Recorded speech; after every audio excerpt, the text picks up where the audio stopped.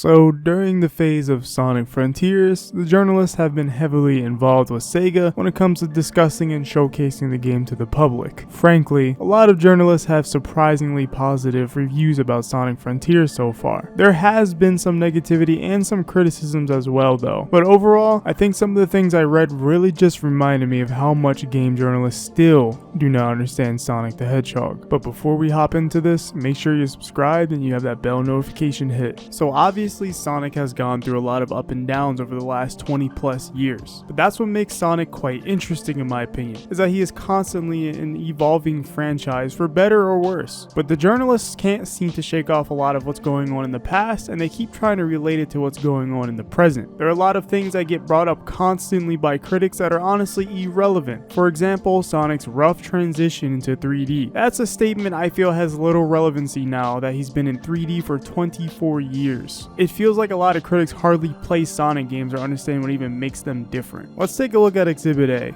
Journalists talking about Sonic 06. Sonic 06 is almost completely irrelevant to Sonic these days and has almost nothing to do with the game design or even most of the people who's working at Sonic Team this very moment. For example, this Games Radar interview bringing up Sonic 06, a game mind you that has come out 16 years ago. And to quote something from their article, they say that the overarching story feels worryingly comparable to the kind of drama that in defiance of God and country previously saw Sonic the Hedgehog kiss a real human being. Take a guess what this article is about. Their hands-on impressions with their Sonic Frontiers demo. We go from talking about the gameplay Frontiers, how it controls the open world, the environment, to talking about Sonic kissing Elise. Now this is the kind of thing that so many journalists pull just to get attention for their articles by using this as an example to show why Sonic is bad.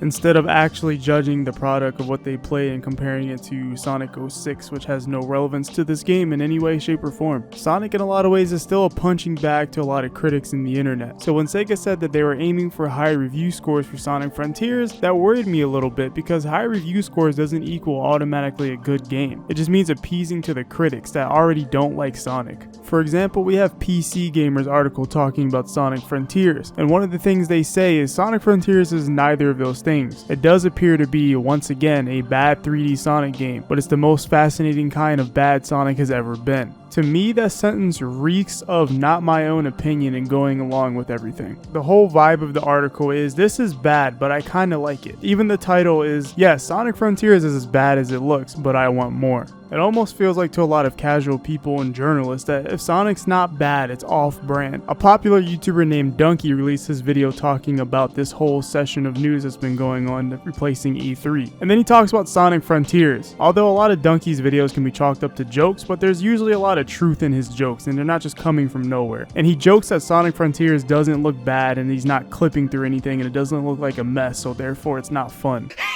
The second I heard open world Sonic, I envisioned one of the greatest comedy masterpieces of all time.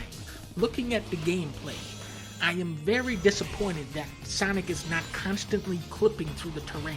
I did not think they would be able to get that part right. And I think to a lot of the critics, that has become Sonic's identity, a broken mess of a 3D game. And if it's not that, then it's just boring or bad. Unless it's Sonic Colors, they love that game. Oh, and Sonic 4 Episode 1 for some reason. The critics honestly just feel so backwards and out of place when talking about Sonic. Sonic Colors Ultimate was praised, but yet it had some of the most disastrous glitches I've seen in this entire franchise, with literally glitches being able to cause seizures. Now I do feel like a lot of people are being more fair about Frontiers on the critics side this time around, but this journalist mindset still exists. And I've seen a lot of fair criticisms from journalists talking about Sonic Frontiers, and I've also seen a lot of positive things that aren't necessarily overhyping the game. I'm hoping that we can get more critics like those two groups, instead of this absurd recalling back to Sonic 06 as if it's actually relevant, or the whole rough transition into 3D debacle. And I guess that overall, critics still just don't understand Sonic the Hedgehog.